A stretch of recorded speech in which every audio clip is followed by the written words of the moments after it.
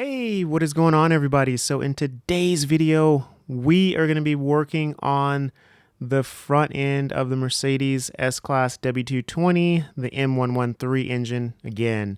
And this time we're going to be changing the voltage regulator on your alternator.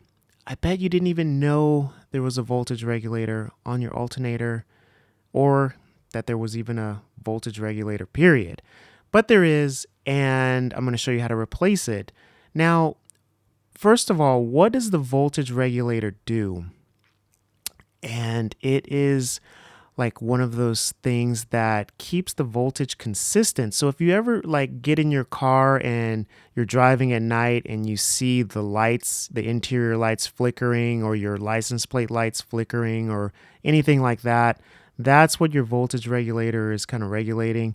And they run on these brushes, these copper brushes, and if they get too low, then they're not going to make contact with the alternator, and then you can just run into a lot of electrical issues, and then you might just be kind of doing the whole parts cannon thing where you're throwing a whole bunch of parts trying to fix the car and nothing's working and it's just frustrating you. So we're going to have to remove the fan. That's what this whole beginning part is about. And that's the only thing you're going to really need to remove. You can keep your radiator, your upper radiator hose on. And you also don't have to remove like any of the water reservoir, the coolant expansion tank, or anything like that.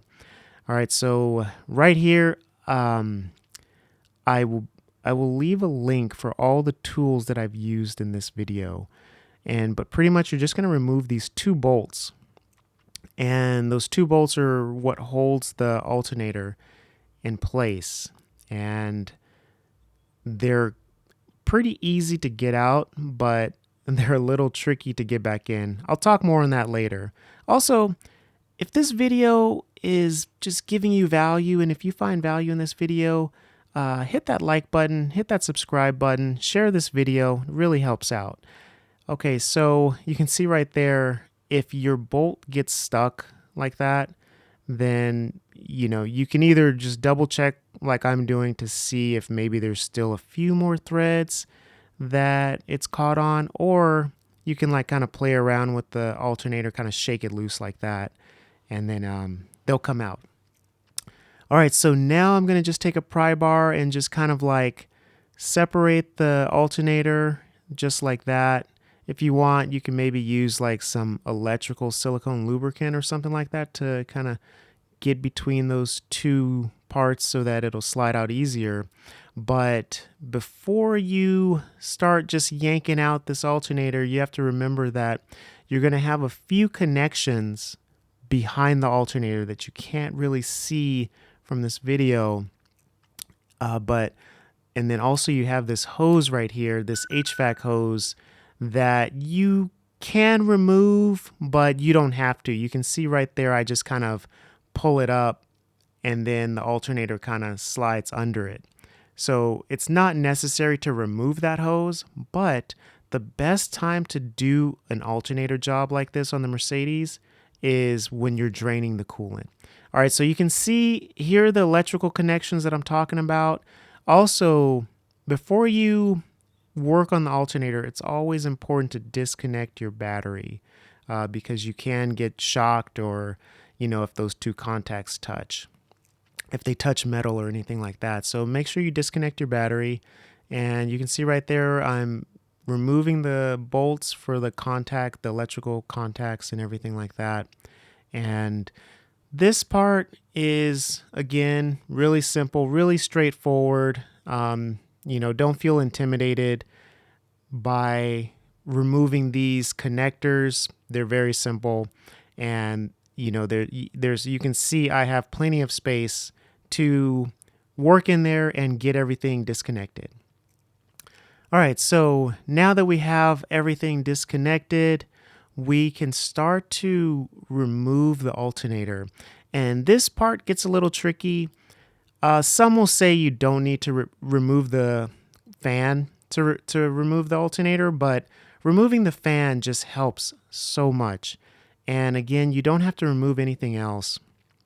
But you can see right there that I'm just kind of playing with it, and just it's just kind of one of those things. You just got to take your time, figure out that right perfect angle, and play around with that HVAC hose, because that's really kind of like the biggest thing that's in the way. But thankfully it's flexible, and so you can kind of like work around it, and that's always cool. It's better than removing something. But if you've done a coolant drain, then you can go ahead and just remove that hose. But you can see right there that I got it out just fine.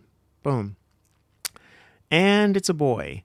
So, all right, you can see right there that the alternator is looking good. It's not damaged in the removal process. Nothing got chipped or anything like that. So you can see right there, that's the HVAC hose that I'm talking about. And again, if you're going to drain the coolant, then you can remove that hose. But if you're just going to do the alternator job, then you don't need to. And you don't need to remove the expansion tank or the windshield washer reservoir. That hose, you just got to have to play around with it. That's about it. All right, let's put this on the bench and see what that voltage regulator looks like. So you can see here the alternator looks good. The bearing is still good. I mean, this is an original alternator. One thing I will say, folks, keep all Mercedes OEM parts even when you replace them, because they're just so good. And you might be able to find a way to rebuild them, and just get some extra life out of them. So definitely don't throw away your original OEM Mercedes parts if you have them. That's just my advice. All right, so you see here we got that hidden screw that you got to remove, and it just comes out with a number 2 Phillips, I believe. It's very simple. This part of the process is just super straightforward, super easy. And that's kind of like the little heat shield protective cover for the voltage regulator. And you can see right there, we're getting into the internal part of the alternator. Well, still the surface. And right there we have a few more Phillips that we need to remove before we can get to the voltage regulator. All right, so we're just going to go ahead and remove those screws right there. There should be 3 of them. Again, super simple. Just keep track of the screws, because some are different sizes. So you don't want to put the wrong screw in the wrong hole and then, run into problems later. So you can see right there that the screws are different sizes. So then right there, I just used a magnet because I think it was, a little recessed. And right there, that's the voltage regulator coming out just like that. Now look at those contacts. I mean, they are short. I mean, that voltage regulator was almost on the way out. All right, so we're replacing it with a Bosch voltage regulator. I'll put a link down in the description where you can get all of these parts. So don't worry. Just sit back, watch the video, and gain knowledge. And, you can see how it's done. So you can see the difference. I mean, just look at that difference. It's insane. I mean, that voltage regulator was on the way out. But the car does have over 200,000 miles, so it's about right. You can see here I have a ruler just kind of showing you a little more specific detail. And I know this is standard American measurement, but don't worry, for all you European fans out there and the rest of the world, I got you covered on that metric side, which will be coming up right now.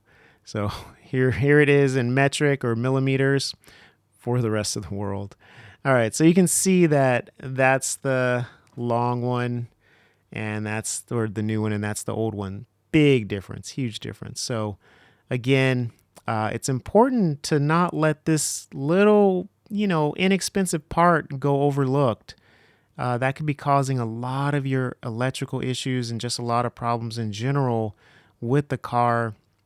So it's good to, replace this every so often.